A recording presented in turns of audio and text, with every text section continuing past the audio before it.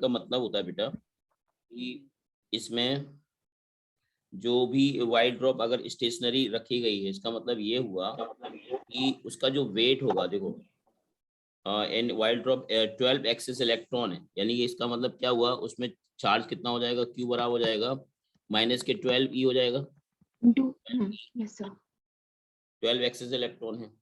और held stationery रखी गई है in constant electric field, electric field constant है। अगर मान लेते हैं ये मान लो कोई चार्ज है क्यू, इसका मास m है, तो mg तो नीचे लगेगा बेटा, ओके।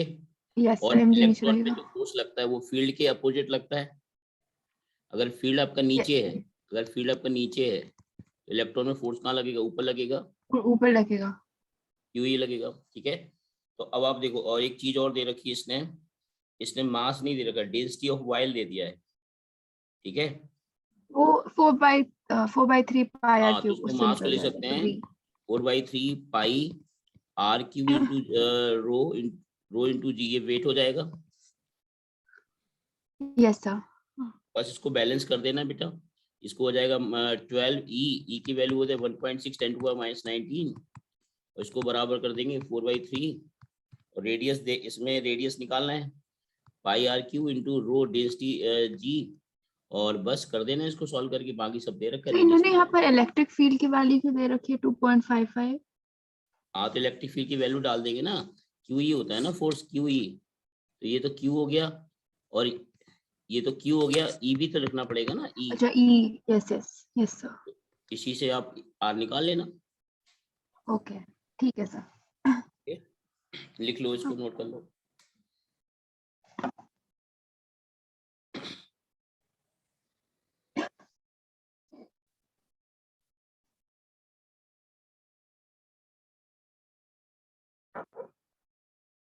Done sir. अगला जो क्वेश्चन है बेटा वो है motion of charge particle uniform field, तो इसमें जरा कुछ समझना पड़ेगा आपको, जरा देखिए मैं बताता हूँ आपको, हटा दूं इसको। यस सर जैसे मान लो आपने एक क्वेश्चन पूछा, इसमें कह रहा है कि एक दो प्लेट दे रखी है, ऊपर वाली प्लेट एक नीचे प्लेट है, ऊपर प्लेट क्या है, पॉजिटिव चार्ज है, नीचे प्लेट जो है वो नेगेटिवली चार्ज है। अब आप देखो, इसमें कहा जा रहा है कि 3 पार्टिकल हैं, यूनिफॉर्म इलेक्ट्रिक फील्ड है। जब भी कोई प्लेट होती है ना बेटा, ऊपर प्लस होता है, फील्ड की डायरेक्शन होती है ऊपर से नीचे की डायरेक्शन में होती है, इलेक्ट्रिक फील्ड की डायरेक्शन यस सर ई कांस्टेंट रहेगी, क्या रहेगी, कांस्टेंट, इलेक्ट्रिक फील्ड कांस्टेंट होगी, ठीक है। अब यस अब सर यहाँ पे give the sign of 3 charges, देखो 3 चार्जेस ले गए हैं, एक ऊपर वाला चार्ज को 1 मान लेते हैं, 1 क्या मान ले, 1 माना ही है उसने, सेकेंड वाले चार्ज को 2 माना है, और थर्ड वाले चार्ज को 3 माना है, और तीनों चार्ज को भेजा गया। अब देखो, अगर ऊपर वाला जो चार्ज है वो ऊपर की डायरेक्शन में जा रहा है, यानी कि फील्ड के अपोजिट जा रहा है, यानी ये नेगेटिव ओ चार्ज इसका होगा, भी नेगेटिव है। ओ और जो बीच सेकंड वाला वाला भी नेगेटिव है। सेकेंड वाला भी नेगेटिव, देखें कम नेगेटिव है थोड़ा सा, क्योंकि थोड़ा कम वो होगा ना, ये भी नेगेटिव है लेकिन थोड़ा कम नेगेटिव है, क्योंकि कम रिफ्लेक्ट कम हुआ ना नेगेटिव। ये ज्यादा नेगेटिव होगा, ये कम नेगेटिव होगा Q2, और Q3 होगा जो पॉजिटिव Q3 होगा, पॉजिटिव। Q3 पॉजिटिव होगा। इजी है बेटा। यस सर और कुछ बात, which particle has the highest E by M ratio, highest charge to mass ratio, देखो ई बाई एम रेशियो को बोलते हैं, चार्ज बाई मास रेशियो को बोलते हैं स्पेसिफिक मार्स चार्ज, नोट कर लीजिए, इसको बोलते हैं स्पेसिफिक चार्ज बोलते हैं, क्या होते हैं, यस ये केमिस्ट्री में भी है। हाँ केमिस्ट्री में भी है, okay. E by M ratio को स्पेसिफिक चार्ज कौन सा ज्यादा होगा, अब आपको देखना होगा, देखो 3 charge particle uniform electric field, give the sign of which particle have the highest charge to mass ratio.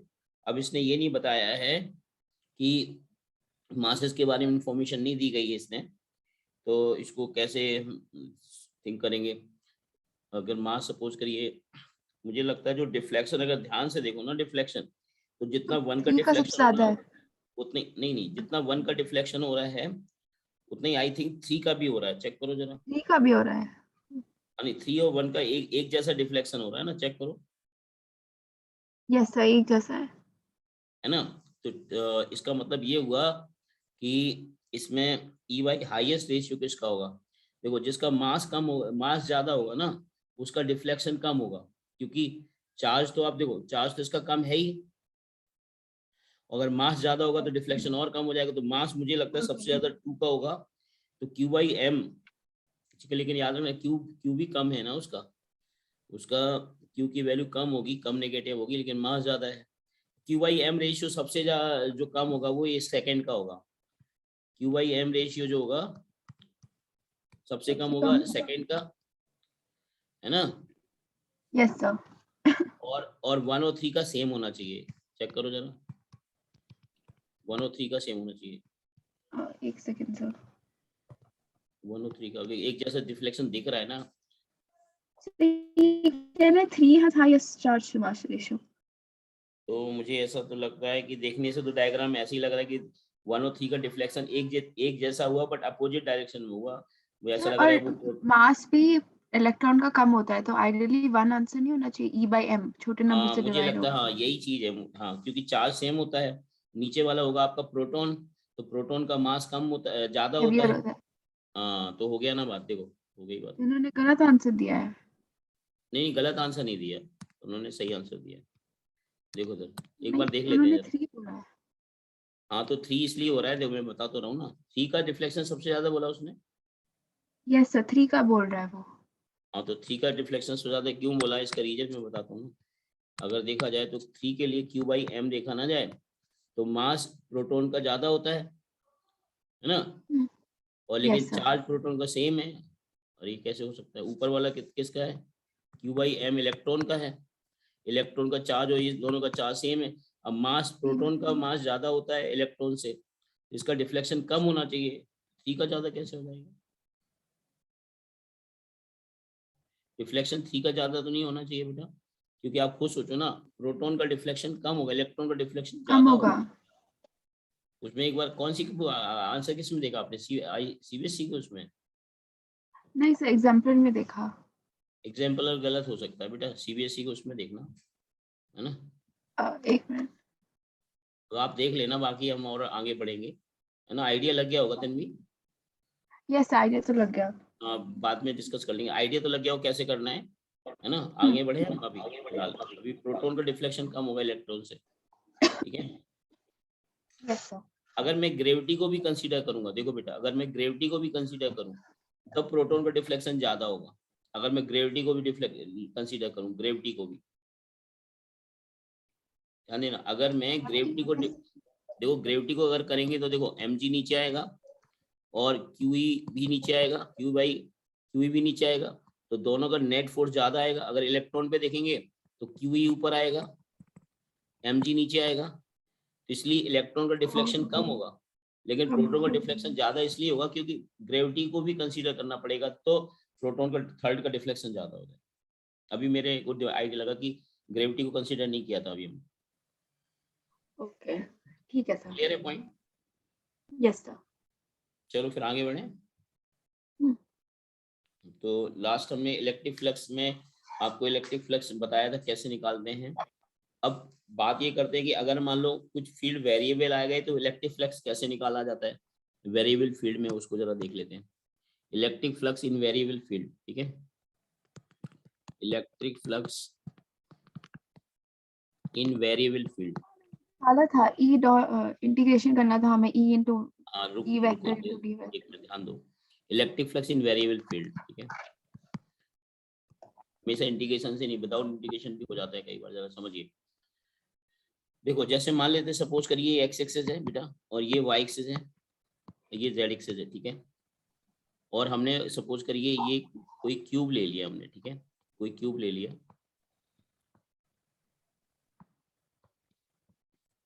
और ये क्यूब की जो यहाँ से साइड दे रखी, ये वाली डिस्टेंस दे दी, ए दे दी है। और क्यूब की अपनी खुद की साइड ए है, क्यूब की खुद की अपनी साइड क्या है, ए है, ठीक है बेटा। Yes sir.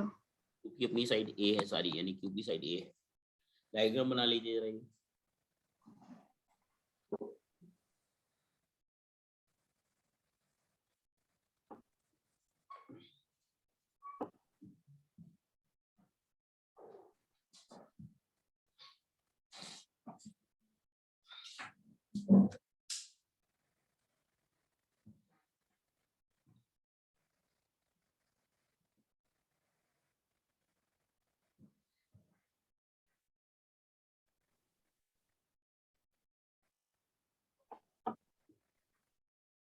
Yes, sir. समझ गया? अब देखो जैसे वो कह देगा आपसे कि ये जो क्यूब है इसका जो ये वाला सरफेस है, ये वाला सरफेस है, ये कौन से प्लेन में? एक्स जेड प्लेन में। किसमें है ये? Exactly. दिख रहा है आपको? समझ आ रहा है X Z plane? Yes, sir. ये वाला सरफेस और ये वाला सरफेस, ये दोनों एक्स जेड प्लेन में। चेक कर लो। Yes, sir. Exactly in my. और ये वाला जो सरफेस है ये फर्स्ट और ये सेकंड, ये कौन से प्लेन में है? ये वाई जेड प्लेन में, वाई जेड प्लेन में। जेड इधर है ना मेरी साइड, जेड मेरी साइड है। Yes, sir. Why is it? Y ऊपर है तो वाई जेड प्लेन नहीं होगा 1 और 2। ऐसे बाकी के ये जो सामने वाला फेस जो दिख रहा है, सामने वाला ये वाला जो फेस है सामने वाला, यहाँ पे मैं वो पॉइंट exact में. पीछे वाला और इधर वाला, वो प्लेन दे रखा है आपका X Z plane, X Z नहीं वाई जेड प्लेन में, वाई जेड नहीं है सॉरी, ये वाला जो प्लेन होगा ये वाई एक्सिस हो गया और वाई जेड प्लेन में है। किसमें है वो? वाई जेड प्लेन में है ना। पीछे वाला प्लेन उस वाला प्लेन को देखो ना, वाई एक्सिस ऊपर है और एक्स एक्सिस जेड एक्सिस इधर है,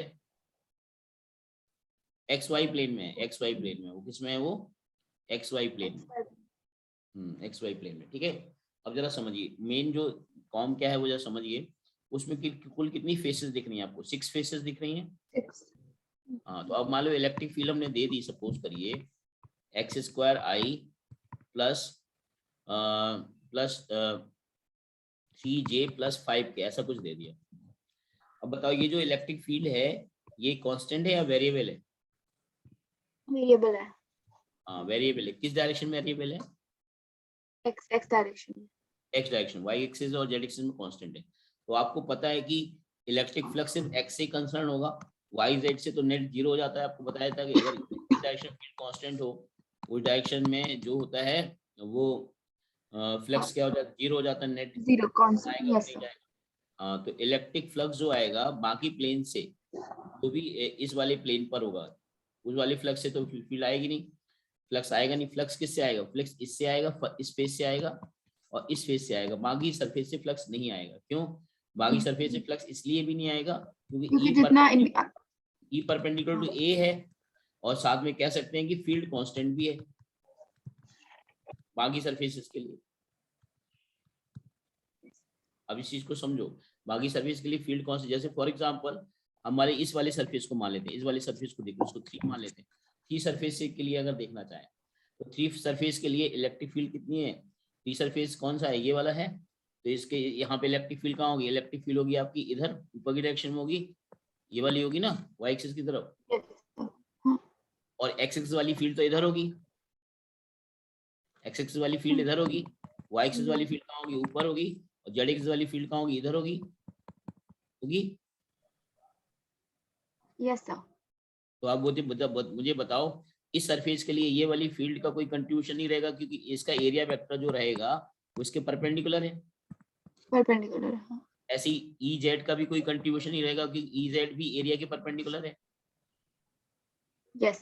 Yes. लेकिन ई वाई और ए सेम डायरेक्शन में है, In direction में.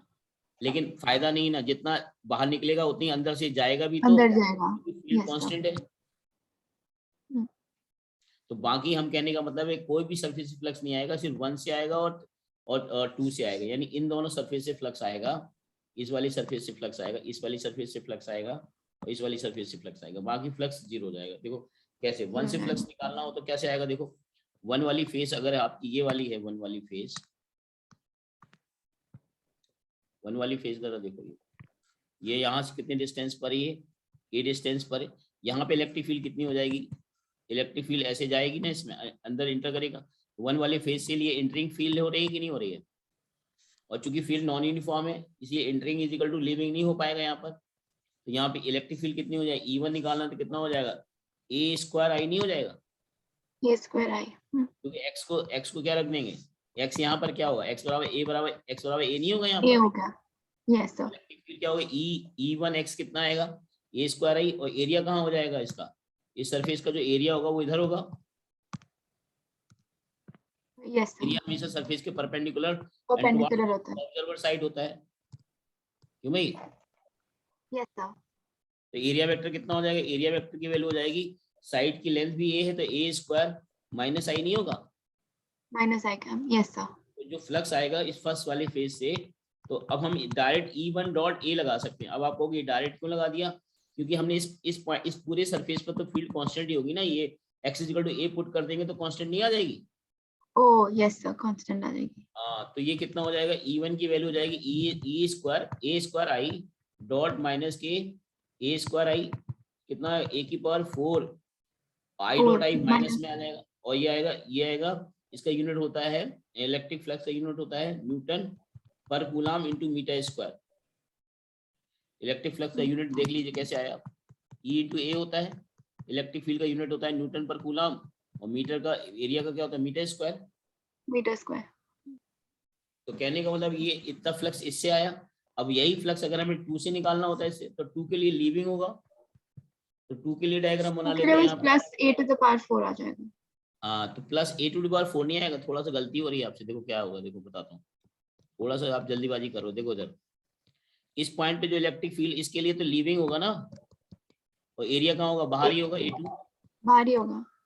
इस पॉइंट पे E2 कितना हो जाएगा, ये आ जाएगा E2 इंटू A2 आ जाएगा, और E2 कितना Yes, हो sir. जाएगा, E2 इस पॉइंट पे x is equal to twice a नहीं होगा, ट्वाइस ए यहाँ से। ओ यहाँ से, यस सर। हाँ, तो ट्वाइस ए का होल स्क्वायर आई होल स्क्वायर। इंटू ए स्क्वायर आई, तो आंसर आएगा Yes, sir. 4 ए की पावर 4 प्लस में आएगा newton metre, newton per coulomb into metre square. Metre square, okay. इस तरह का क्वेश्चन एनसीईआरटी में भी है, क्वेश्चन एनसीईआरटी में भी आपका क्वेश्चन है ये, यस सर, मैंने देखा था, मैं लेकिन कर नहीं पाई थी। बट आप कर लोगे। Yes sir. क्यों तन्वी? Yes sir. तो अब इसकी वैल्यू ओवरऑल फ्लक्स देखो, मैंने ये क्वेश्चन एग्जैक्ट वही नहीं दिया है, कुछ डाटा अपने मन से दिया, तो नेट फ्लक्स कितना हो जाएगा, नेट फ्लक्स हो जाएगा 5(1 + 5(2)। यस, ए स्क्वायर 4। ये वाला फ्लक्स जो आएगा नेगेटिव है, माइनस के ए की पावर 4, और वो प्लस के 4 ए की पावर 4 है, 3 8 की पावर 4। कितना आ जाएगा 3 ए की power 4 Newton per coulomb metre square. तो नेट फ्लक्स आएगा 3 ए की पावर 4, यूनिट भी लिख सकते हो, अगर आप पूरा नहीं लिखना चाहो तो यूनिट करके भी लिख सकते हो, 3 ए की पावर 4 यूनिट, यूनिट बोले तो newton per coulomb into metre square. Yes sir. बाकी सरफेस का फ्लक्स इसलिए नहीं आ रहा है, या एक तो फील्ड कांस्टेंट है, और फील्ड जो है वो एरिया के परपेंडिकुलर भी है, इसलिए बाकी सरफेस का फ्लक्स नहीं आ रहा है। Tanvi? Yes sir.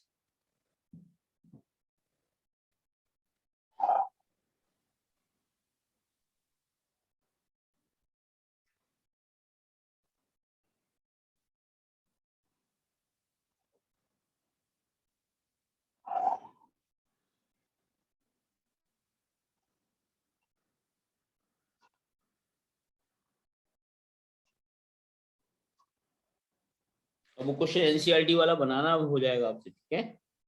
Yes sir, done sir.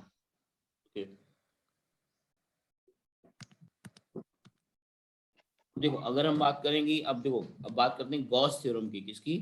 Gauss theorem क्या होता है, देखिए गॉस थ्योरम, गॉस एक साइंटिस्ट थे बेटा, उन्होंने एक ऐसा थ्योरम दिया था जिसकी हेल्प से हम किसी भी चार्ज के द्वारा, मतलब कोई भी चार्ज डिस्ट्रीब्यूशन है उसके द्वारा हम लोग इलेक्ट्रिक फील्ड निकाल सकते हैं स्पेस में, ठीक है? और ये जो थ्योरम है ये फ्लक्स से रिलेटेड है, इलेक्ट्रिक फ्लक्स से रिलेटेड है, तो इसके बारे में हम थोड़ा सा लिख लेते हैं। Write down, Gauss theorem is based on electric flux, Gauss theorem is based on electric flux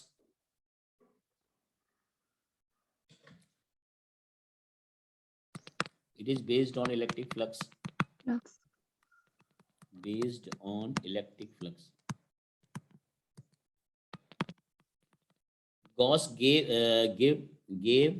Gauss gave Gauss an gave mathematical expression. And mathematical expression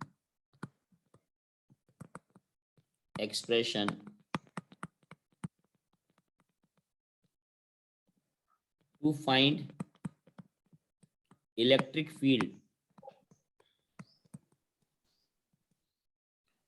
due to some charge distribution,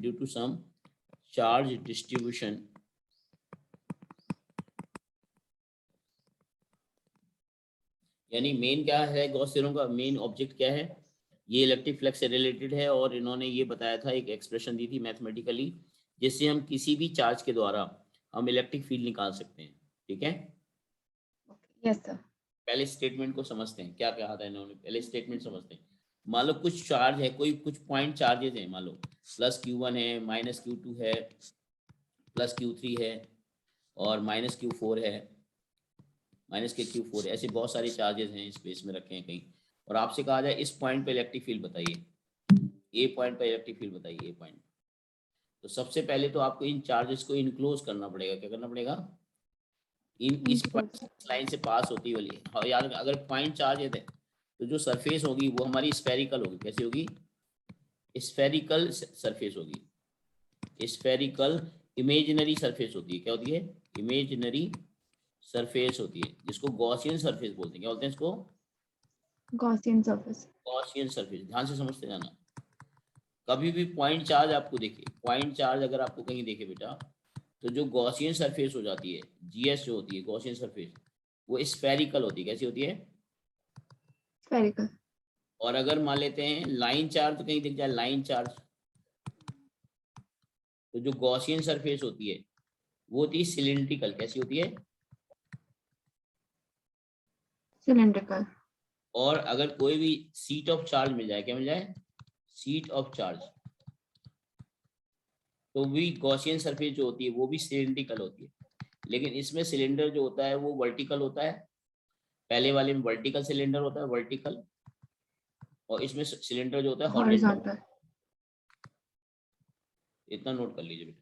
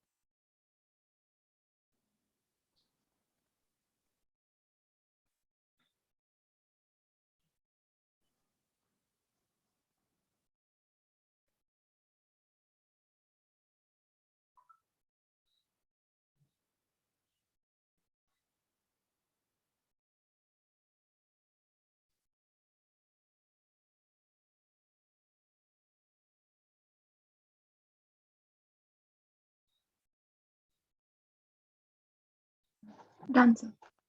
okay,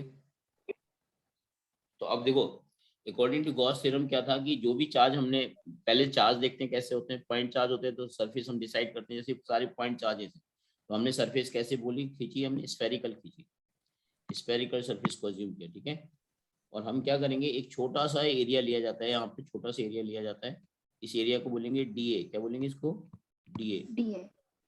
अब अगर ये सभी charges का सम, अगर ये सभी charges का सम अगर पॉजिटिव है, एरिया वेक्टर की डायरेक्शन कहाँ होगी, बाहर होगी। ठीक है, एरिया वेक्टर की बाहर डायरेक्शन होगी। अगर सभी चार्जेस का सम अगर पॉजिटिव है तो इलेक्ट्रिक फील्ड बाहर की साइड लेंगे, अगर सभी चार्जेस का सम पॉजिटिव है। अगर इलेक्ट्रिक फील्ड अगर सभी चार्जेस का सम अगर नेगेटिव है, एरिया इलेक्ट्रिक फील्ड अंदर लेंगे। ये कब लेंगे, जब सभी चार्जेस का सम नेगेटिव होगा, तो इलेक्ट्रिक फील्ड अंदर होगी। ओके, इलेक्ट्रिक फील्ड अंदर होगी, ये वाली इलेक्ट्रिक फील्ड होगी, इनसाइड होगी फील्ड। और अगर सभी चार्जेस का सम हो तो इलेक्ट्रिक फील्ड आउटसाइड होगी। बोलो, यस सर। मतलब डायरेक्शन की बात हो रही है, आउटसाइड इनसाइड का मतलब नहीं, डायरेक्शन अंदर की तरफ होगी, इसका मतलब ये है। Okay, yes sir. ई इन ई आउट का मतलब क्या है, डायरेक्शन से, मतलब नेट Of फील्ड अंदर की electric field. डायरेक्शन में कब होगी, जब अंदर का चार्ज नेगेटिव होगा। ये तो पता ही होना चाहिए आपको कि जब चार्ज अंदर Yes नेगेटिव sir. होता है तो फील्ड अंदर होती है, पॉजिटिव इधर होता है तो इधर जाए बाहर ताकि जाए. हम साइन देख सकें इसका। तो अब आपको क्या करना है, इस छोटे से एरिया से फ्लक्स लिखना है छोटा सा, डी फाई बराबर क्या हो जाएगा, ई डॉट डी ए, क्या लिखेंगे, DA. E dot DA. Scalar product होता है। अब हम इंटीग्रेट कर देंगे डी फाई, तो कितना होगा, ई इंटू इलेक्ट्रिक फील्ड, इस पॉइंट पे तो कांस्टेंट होगी इन सबके कारण, ये आएगा आपका डीए, डीए को इंटीग्रेट करेंगे DA. तो ये पूरा सरफेस Zero एरिया to आएगा 4 पाई आर स्क्वायर आएगा। ये इसके सेंटर से इसकी डिस्टेंस मान लेते हैं आर है, R. तो ये आएगा 0 to 4 pi R square, Pi R square. या ई इंटू ए लिख दो और फिर ए को आप 4 पाई आर स्क्वायर रख दो, हम्म. कितना होगा, E into 4 pi R square. और ये जो होता है ये किसके बराबर होता है, ये टोटल फ्लक्स होता है, वो total charge enclose upon epsilon naught के बराबर होता है। अब oh. ये Okay, जो yes टोटल sir. फ्लक्स होता है वो total charge enclosed divide by epsilon not. Epsilon 1. ठीक है, तो यहीं से इसका Yes sir. स्टेटमेंट हम बात करते हैं, इतना नोट कर लीजिए बस, इतना एक्स्ट्रा अलग से।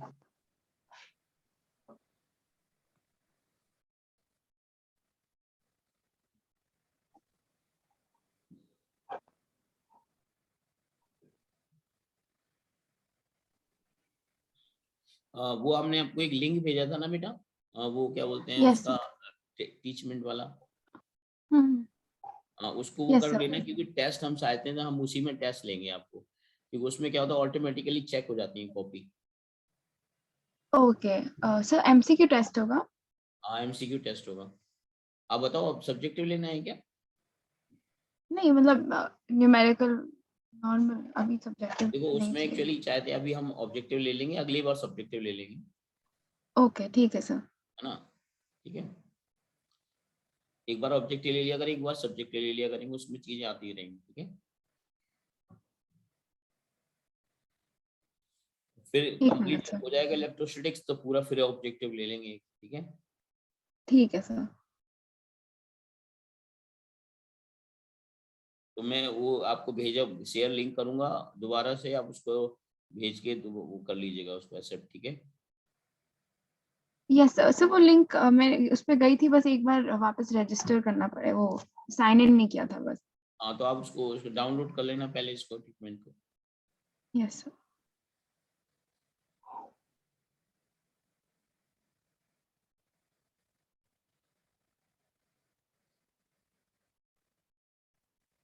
Okay done sir. तो सीधे सीधे शब्दों में हम ये कहेंगे कि ये जो इलेक्ट्रिक फ्लक्स होगा वो होता है Q sigma Q in upon epsilon not. अब चाहे ये कांस्टेंट करके निकाल लो, चाहे कांस्टेंट करके लिखो, चाहे इसको Q in upon epsilon naught, चाहे इसको ऐसे लिखो, integration E dot D A equal to Q in upon epsilon naught लिखो, ओके। ओके. मतलब इसको इंटीग्रेशन यस सर. लगाने की जरूरत नहीं, वो तो नेट फ्लक्स ही है एक तरह से देखा जाए तो, ये नेट फ्लक्स ही बन गया, ये नेट फ्लक्स ही होता है ये। यानी ओवरऑल का मतलब ही क्या होता है, इसका मतलब है नेट फ्लक्स जो होता है क्लोज सरफेस के द्वारा, phi net through close surface, through close surface. और क्लोज सरफेस को क्या बोलते हैं, गॉसियन सरफेस, क्या बोलते हैं, close surface. Is equal to होता है, इज इक्वल टू होता है total charge enclosed, total charge enclosed divided by epsilon naught.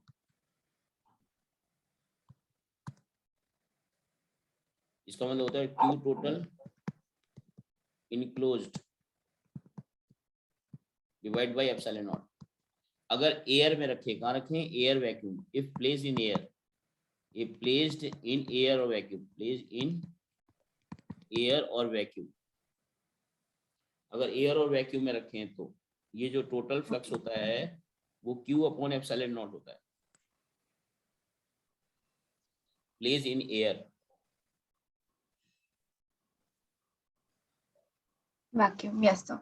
और अगर मान लो अगर मीडियम होता तो यही क्या होता, total charge enclose upon epsilon not ना लिख के इसको लिख सकते हैं एप्सिलॉन नॉट एप्सिलॉन आर लिखते हैं, या total charge enclosed divide by epsilon लिखते हैं, एप्सिलॉन ये फाई टोटल। ये तब जब मीडियम होता है, if place in medium, if placed in medium. अब आपको ये कैसे आ गया? ये तो आपको डेफिनेशन बताई थी डायलेक्ट्रिक कांस्टेंट की, बताया था। हाँ यस सर, ER वो आ गया। हाँ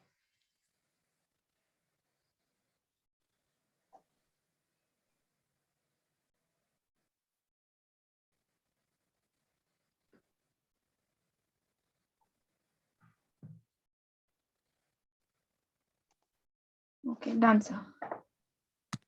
क्योंकि आपको बताया था कि epsilon R is equal to होता है एप्सिलॉन अपॉन एप्सिलॉन नॉट होता है, एप्सिलॉन नॉट यस तो के भी बोलते हैं, तो यानी एप्सिलॉन की वैल्यू क्या आ जाएगी? Epsilon naught epsilon epsilon not into epsilon not.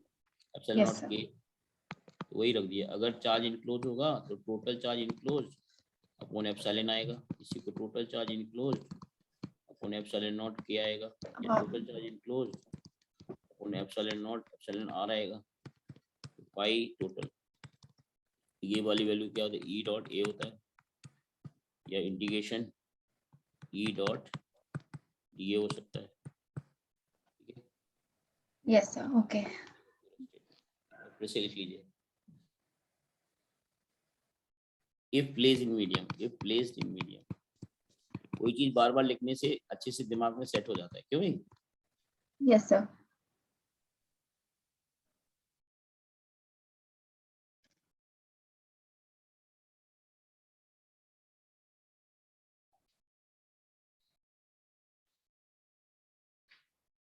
Done sir. अब जो electric field due two point charge निकालने जा रहे हैं हम यूजिंग गॉस थ्योरम। ठीक है, electric field due two point charge using Gauss theorem. Electric field due two point charge using Gauss theorem, Gauss theorem.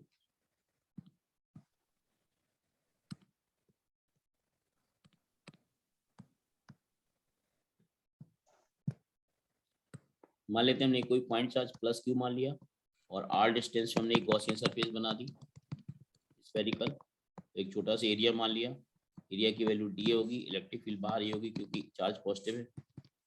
यहाँ पे इसका फ्लक्स टोटल निकालने के लिए हम इंटीग्रेशन करेंगे ई डॉट डी ए को, और लिख देंगे total charge enclosed upon epsilon not. कुछ ना कहा जाए तो एयर ही मानना है। Yes sir. ठीक है, अब इसको ई को बाहर निकाल लेंगे, ये हो जाएगा into D A is equal to Q upon epsilon naught, और इसको 0 से 4 पाई आर स्क्वायर तक इंटीग्रेट करेंगे, तो E into 4 pi R square is equal to Q upon epsilon naught हो जाएगा। ई बराबर हो जाएगा 1/4 pi epsilon naught Q by R square. Check करो, क्या यही फील्ड बताई थी पॉइंट चार्ज के कारण? यस एक सेकंड। पॉइंट चार्ज के कारण फील्ड तो आपको याद होनी चाहिए ना बेटा अभी तक। Electric field due two point charge सबसे बेसिक स्टार्ट किया था, बताया नहीं था? यस सर F बता दे एक second sir. Electric Q naught test charge होता है। हाँ यस सर मिल गया। देखो गॉस थ्योरम की हेल्प से आ गया ये।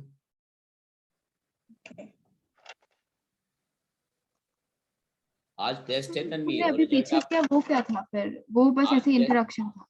क्या चीज?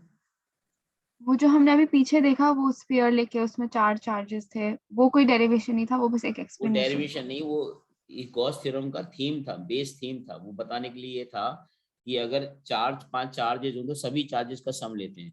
यहाँ एक चार्ज है तो एक ये उसी का एप्लीकेशन है। वो एक एक वो मेन कॉन्सेप्ट वही था कि सारे चार्ज को इनक्लोज करो पहले, और फिर टोटल फ्लक्स अपन एप्सिलॉन नॉट लिखो। ये ये एक सिंगल चार्ज की फील्ड निकालने के लिए। अगर ऐसे बहुत सारे चार्ज अगर स्पेस में रखे हो तो सभी को पहले बंद करते हैं और फिर ये कॉन्सेप्ट लगाते हैं, ये वाला। ओके वो जो था वो इसी का, उसी से तो आया है ये। यस सर समझ गई। ऐसे थोड़ी 4 ही चार्ज होते हैं, कुछ हजार चार्ज हो सकते हैं, लेकिन जो भी चार्ज इसके अंदर रहेंगे वही लिए जाते हैं।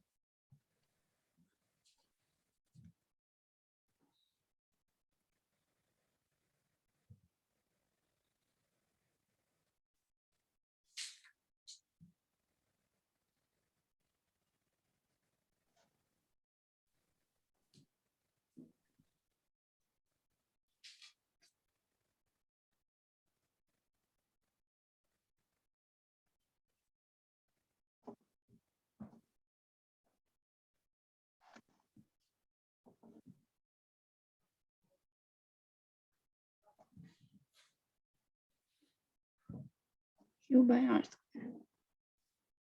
ठीक Yes, है, sir. जो भी फ्लक्स आएगा बेटा उन्हीं चार्जेस का लिया जाता है जो इनक्लोज होते हैं, बाहर वाले चार्ज Enclosed का होता है. फ्लक्स लिया जाता है। अगर इसके बाहर कोई चार्ज रखा है तो वो नहीं लेंगे, हमें वही चार्ज लेना होता है जिसके अंदर। ये सिंगल चार्ज का बताया, वो कई सारे चार्ज के लिए बताया था, वो मेन कॉन्सेप्ट था। Okay. Yes, sir. क्लियर, हटा दूं? Hmm. अब यहाँ पर मैं कुछ सरफेसेस दिखा रहा हूँ जरा, ये आपको मैंने जो आज सीट दे रखी उसी से ले रहा हूँ क्वेश्चन। ये S1 सरफेस है, ये S2 सरफेस है, ये S3 सरफेस है, ठीक है। इसमें जो कहा गया है S1 और S2, इसको प्लस के 4Q कूलाम चार्ज दिया गया, प्लस के 4Q, और इसको प्लस के 8Q कूलाम चार्ज दिया गया। S2 के बाहरी सरफेस पे कहाँ दिया गया है, प्लस के 8 कूलाम, और S1 के बाहरी सरफेस पे दिया है 4 कूलाम प्लस के। तो आपको बताना है इसमें, और S3 अनचार्ज है, इसमें कोई चार्ज नहीं है, S3 में कोई चार्ज नहीं है। Okay.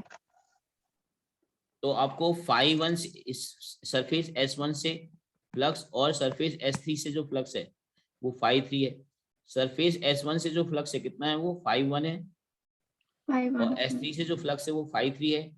तो आपको इसमें बताना है flux through ratio flux, find ratio of flux through S1 and S3। S1 and S3 से फ्लक्स बताना है।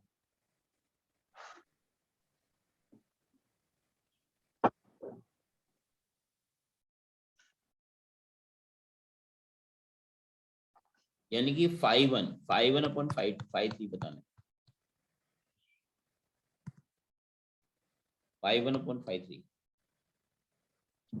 इलेक्ट्रिक फील्ड तो S1 के लिए फिर दो टाइप की होगी ना, एक तो उसकी जो बाउंड्री पे है और एक जो थोड़ा दूर है। क्या क्या तो जा रहा है हम तन्वी, पूछा क्या जा रहा है? अब इलेक्ट्रिक फील्ड की बात हो रही है यहाँ पर। नहीं, बट उसके लिए हमें E का रेशियो नहीं चाहिए होगा, E into A का इसकी रेशियो। जरूरत कहाँ है आपको, क्यू इनक्लोज, आपको ये क्यों नहीं लगाते हो? इलेक्ट्रिक फ्लक्स का मतलब क्या होता है? अब तन्वी लीक से हट जाते हो, इलेक्ट्रिक फील्ड निकालने की बात नहीं हो रही है यहाँ पर, ये इसकी बात हो रही है, इसकी बात हो रही है, इसकी बात हो रही है।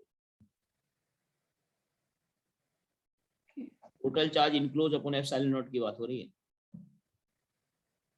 अगर S1 से निकालना है ना, तो S1 से फ्लक्स निकालना है तो S1 के जस्ट थोड़ा सा बाहर हम वो मानते हैं, सिर्फ इसमें गॉसियन सरफेस क्या मानेंगे, जस्ट इसके बाहर बाहर। ये वाला फ्लक्स निकालो, इसको बोलते हैं 5-1। 5-1 की वैल्यू कितनी हो जाएगी? आप सीधा सीधे 4. लीक जाते हो, आप कंफ्यूज हो जाते हो, +4Q अपॉन एप्सिलॉन नॉट हो गया। हम फ्लक्स पूछ रहे हैं, आपको फील्ड थोड़ी पूछ रहे हैं। अब फील्ड पूछते हैं तब E.dA equal to Q upon epsilon naught करते हैं। E.dA कब लगाएंगे? जब फील्ड पूछी जाएगी ना। Yes sir. अगर फ्लक्स ही डायरेक्ट पूछ लिया तो आप सीधे इस पे तो जाओ ना, इस पे क्यों जा रहे हो तन्वी? ओके, यस सर, समझ गए।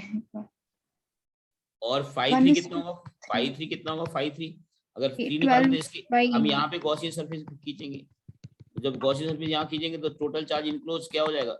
4 + 8 यानी 12 हो जाएगा। 12. तो रेशियो बताओ कितना हो गया? 1:3. 1:3। बस खत्म। आया समझ, नहीं आया बोलिए? यस सर, समझ आया। चलिए, ये चीजें हो गई।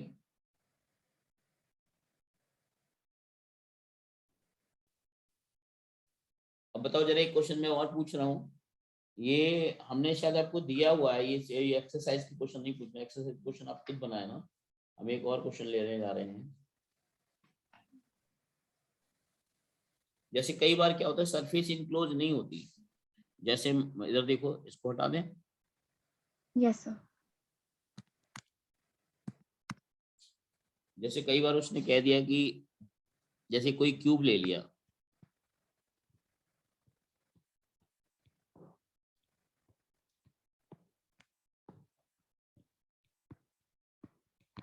क्यूब ले लिया यहाँ पर और इसके फेसेस ये देख रखे हैं। अब यहाँ पे एक चार्ज ले लिया उसने, सेंटर पे एक चार्ज क्यों रख दिया, सेंटर पे एक चार्ज क्यों रखा है, क्यों रख समझ दिया? लो। केस वन ले रहे हैं, charge is placed at centre, charge Q is placed at centre, centre. Centre of cube. तो आपसे पूछा जाए कि फाई थ्रू क्यूब बताओ कितना होगा, और पूछा जाए फाई थ्रू ईच सरफेस बताओ, each surface of the cube बताओ, हर एक सरफेस से क्यूब की कितना फ्लक्स निकलेगा वो बताना है। तो बताइए जरा, फाइव क्यूब बताइए, इस क्यूब के द्वारा फ्लक्स बताइए कितना होगा। अब फ्लक्स पूछा जा रहा है तो आप ई डॉट डी ए में मत पहुंच जाना।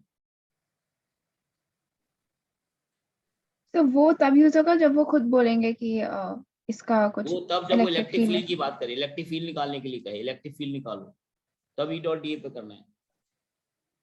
जब उसकी डायरेक्ट वैल्यू क्यू अपन एप्सिलॉन नॉट के बराबर है तो उस पे जाइए। इस पूरे क्यूब से फ्लक्स कितना आएगा पूरे, तो ये जो हमने सरफेस मानी यही गॉसियन सरफेस हो जाएगी क्यों भाई, यस सर, तो क्यू बाई। यानी गॉसियन सरफेस क्या हो जाएगी, देखो जरा, इस केस में गॉसियन सरफेस यही तो हो गई, इसी के जस्ट पूरा बाहरी क्यूब। तो मान लेंगे, बाहरी वार मान लेंगे ना पूरा, स्फेरिकल थोड़ी मानेंगे, क्यूबिकल ही मानेंगे सरफेस। क्यूबिकल जैसे मानेंगे। हाँ, तो टोटल इसमें इनक्लोज कितना हो जाएगा, देखो total flux enclose through cube कितना हो, क्यू अपन एप्सिलॉन नॉट, ये क्यू 1 बाई क्यूब आया, एप्सिलॉन। बस ये आया ना क्यू अपन एप्सिलॉन नॉट। हाँ, यस सर। अब इसमें कुल कितने होते हैं, दैट इज थ्रू 6 सर्फेसेस। 6 अब ईच फेसेस, सर्फेस का बाई 6।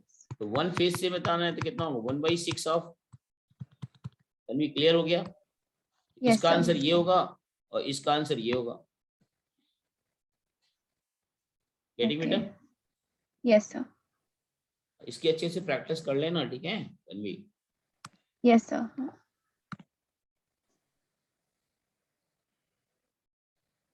Done sir. ओके, अब एक क्वेश्चन है इसी में, अगर इसी क्वेश्चन में हम केस सेकंड ले लेते हैं, मान लीजिए केस 2 ले लिया हमने।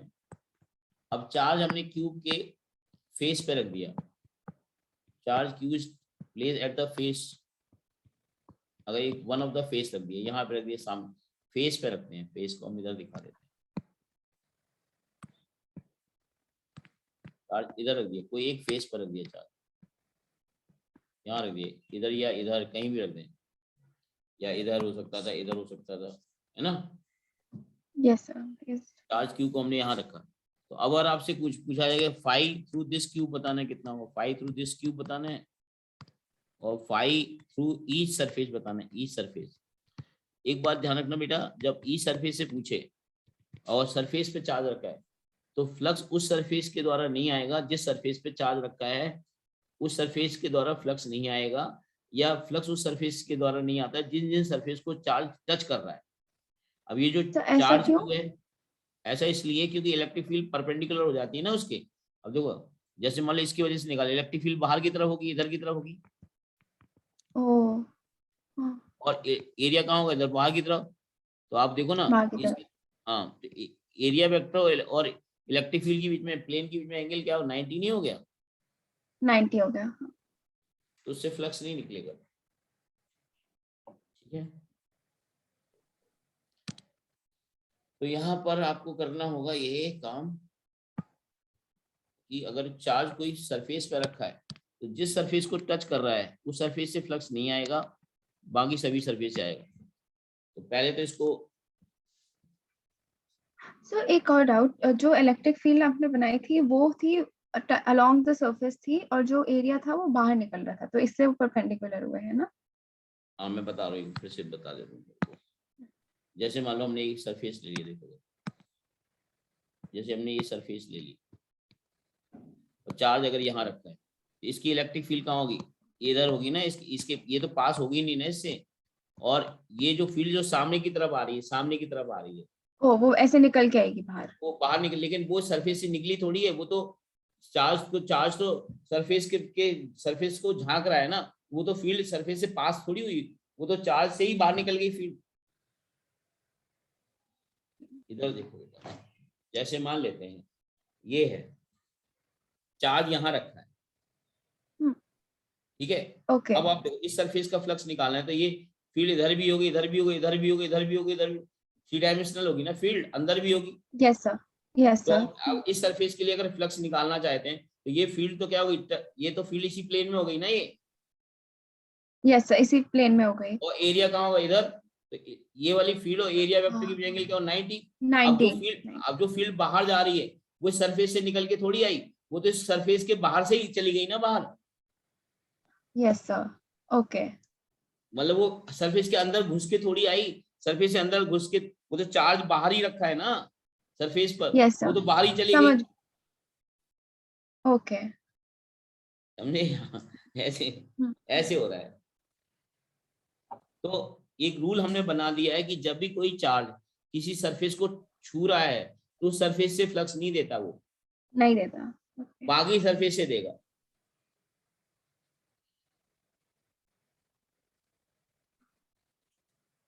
तो इसमें देखिए जो फ्लक्स आएगा, Q/5 ε0 इतना टोटल फ्लक्स, कितना टोटल फ्लक्स एक क्यूब का कितना आया, Q5Q/ε0 नहीं नहीं ये नहीं होगा, देखिए मैं बताता हूँ, इसको हटा दूं मैं पहले,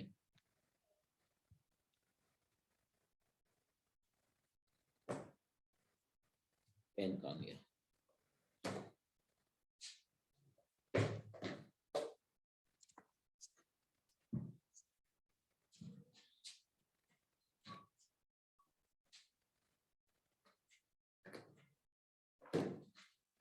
ऐसे देखो,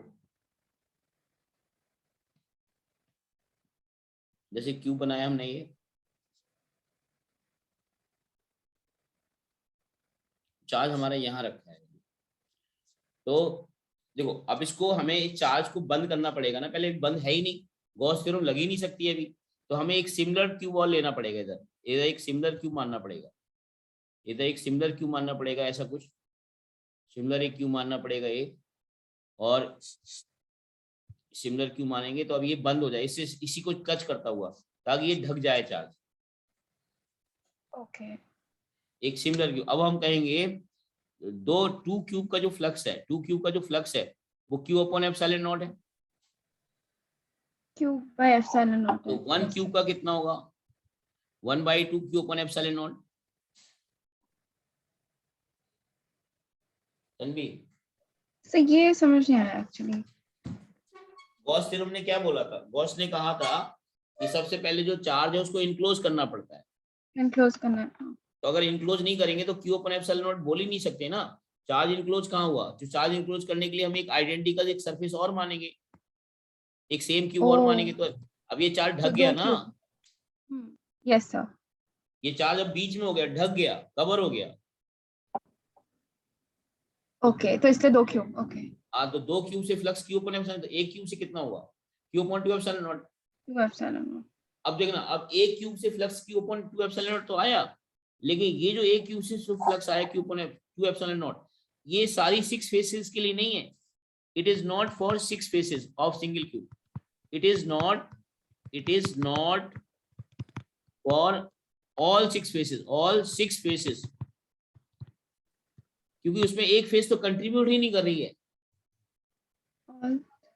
सर 2 फेसेस कंट्रीब्यूट नहीं कर रही है ना, क्योंकि अगर हम 2 रखेंगे क्यूब्स तो 2 दो साइड्स क्यों को नहीं, टच हमें करेगा। क्वेश्चन तो हमारा एक ही क्यूब का था ना, वो तो 2 क्यूब इसलिए रखा था कि हमें ये वाला चीज निकाल पाए, अच्छा एनक्लोज हो जाए ओके हमारा कंसर्न तो एक ही क्यूब से है ना, वो तो हमने मान यस लिया सर कि उसको कवर करने के लिए हम गॉस थ्योरम की बात को रखने के लिए हमने दूसरा क्यूब लिया, बस दूसरा क्यूब क्वेश्चन में थोड़ी है। ओके वो तो गॉस थ्योरम की बात को मानने के लिए हमने उसको कवर किया ताकि हम क्यू अपॉन 2 एप्सिलॉन नॉट लिख पाए।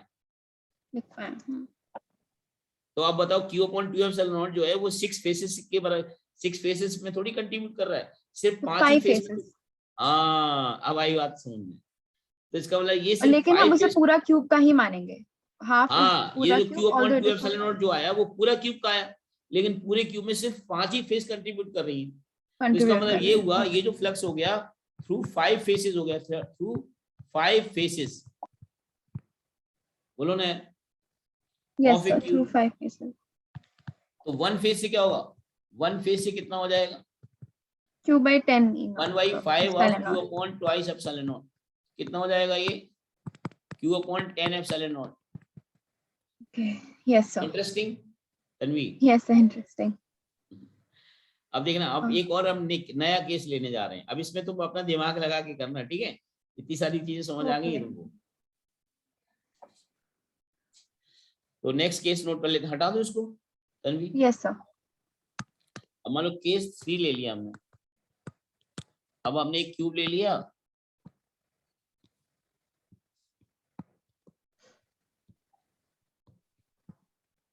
और चार्ज को हमने क्या कर दिया, कॉर्नर पे रख दिया। कहाँ रख दिया? किसी एक कॉर्नर में रख दिया, रख दिया चार्ज क्यू को कॉर्नर में। अब पहले तो इस चार्ज को कवर करना पड़ेगा। Yes, तो उसके ऊपर एक वो कितने क्यूब लेने पड़ेंगे इस चार्ज को कवर करने के लिए? 3 cubes. 3 नहीं, 3 नहीं, 3D देखो ना, 3D देखो ना। एक बॉल, एक अगर स्फेरिकल बॉल है तो एक ये स्फेरिकल है, पूरा स्फेयर एक, तो इस बॉल का कितना पार्ट एक क्यूब में होगा? 1/8 होगा, 1/8। ऐसे 4, ऐसे आपको 7 क्यूब और लेने पड़ेंगे, 7 और लेने पड़ेंगे क्यूब। एक मिनट सर। देखो देखो इधर इधर इधर देखो, ये बॉल है, ये बॉल है। एक तो चार्ज ये वाला क्यूब को, इस एक वाला क्यूब है, एक इधर क्यूब आएगा, एक इधर आएगा, एक नीचे 4 क्यूब आएंगे, ऊपर 4 क्यूब आएंगे, तब कवर हो पाएगा ये। ऐसा समझो ना यार। टोटल 8 क्यूब लेना पड़ेगा। डायग्राम में कैसे समझाऊं मैं आपको?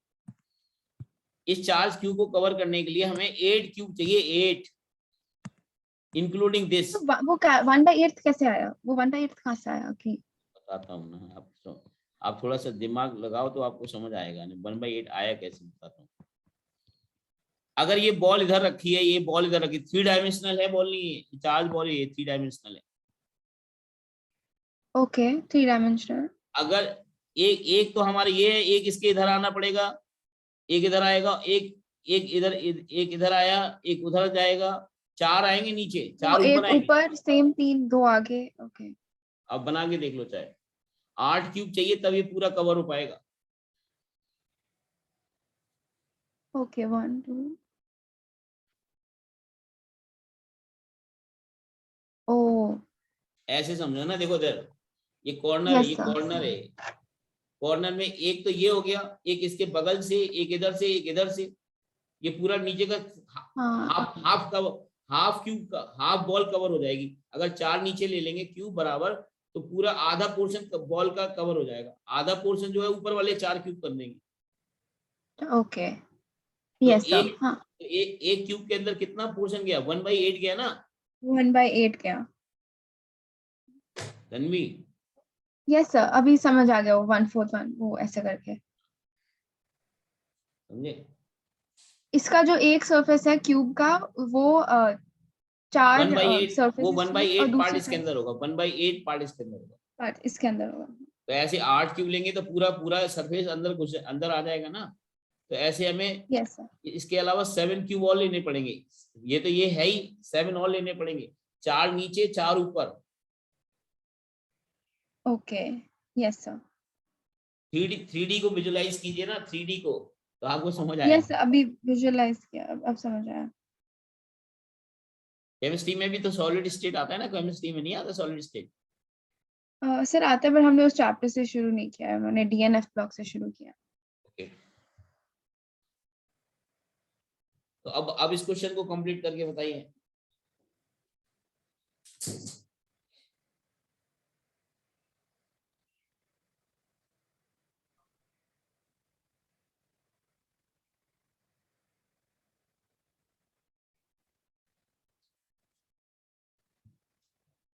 सर, पर जो ओरिजिनल क्यूब है वो उस जो चार्ज है वो उसके 3 सरफेसेस को टच कर रहा है ओरिजिनल के। अगर हम दूसरी बात ना करें, आप इससे मत देखो, आप ये मान के चलो कि इसको ढकने के लिए 8 क्यूब चाहिए कि नहीं चाहिए? तो वो वाला पार्ट समझ आ गया, आप बट बताओ, 8 क्यूब से फ्लक्स कितना आ गया? 8 क्यूब से 2 जो by फ्लक्स नॉट, आया वो क्यू अपॉन एप्सिलॉन नॉट हो गया। Epsilon not sir. तो 1 क्यूब से फ्लक्स कितना आया? ये आ गया आपका Q by Q upon 8 epsilon 8 not, खत्म। अब जो 1 क्यूब से जो फ्लक्स आया इतना, इसमें सारी की सारी फेसेस इसको कंट्रीब्यूट नहीं करेंगी, सिर्फ 3 फेस कंट्रीब्यूट करेंगी। यस मैं तो 1 क्यूब में सिर्फ 3 फेस कंट्रीब्यूट 3 करेंगी, फेस बाकी की 3 इसलिए नहीं करेंगी, उसको टच कर रहा है ना फेसेस को। यस तो ये तो सिंगल क्यूब से फ्लक्स आ गया क्यूब अपॉन अपना, यानी 1 क्यूब यानी सिंगल क्यूब, 1 क्यूब से जो फ्लक्स आ गया वो क्यूब अपॉन 8 एप्सिलॉन नॉट। तो नॉट 1 आ क्यूब गया में सिर्फ ओनली 3 फेस कंट्रीब्यूट करेंगे, 3 नहीं करेंगे। 3 नहीं करेंगे ओके तो this is the through 3 faces, 3 faces हो गया ये, यानी 3 faces of A cube, cube upon 8 epsilon not. तो 1 फेस से कितना होगा, 1 face, Q by 24 epsilon not हाँ 1 face of A cube, Q upon 24 epsilon not. समझ आया बेटा? यस सर मजेदार समझ क्वेश्चन आ बन रहे गया हैं नहीं बन रहे बताइए? अच्छा था तभी अच्छे थे। बट आपको सोच इन सभी चीजों को विजुलाइज करना है खुद से ही, ठीक है? यस सर ये चीजें हैं। ओके तन्वी, 6 7 तो अभी यस हमने सर आपको एक्सरसाइज जो दी है इसकी इलेक्ट्रिक फ्लक्स को वो कंप्लीट कर लेना, और जो भी आपके एनसीईआरटी के क्वेश्चन है वो बना लेना। जो हमने ऑलरेडी हमने जो पहले फोटो भेज रखे थे उसमें कंप्लीट भेज दिए थे सारे एनसीईआरटी वाले सारे क्वेश्चन कंप्लीट, ओके हाँ तो वो कर लेना। और जो अभी हमने एक एक्सरसाइज भेजी वो कर लेना। और शाम को टेस्ट है आपका 7:30 से रखेंगे, ठीक है? यस सर 1 आवर का टेस्ट हाँ 1 आवर का टेस्ट होगा और ऑब्जेक्टिव होगा। आप उसको एक बार लिंक में भेज रहा हूँ दोबारा, उसको आप उसको कर लीजिए ताकि हम आपको जोड़ लें, उसमें ज्वाइन करवा दें आपको, ठीक है? ओके ठीक है सर चलो फिर आज के लिए ठीक है, हाँ thank you sir bye sir bye bye.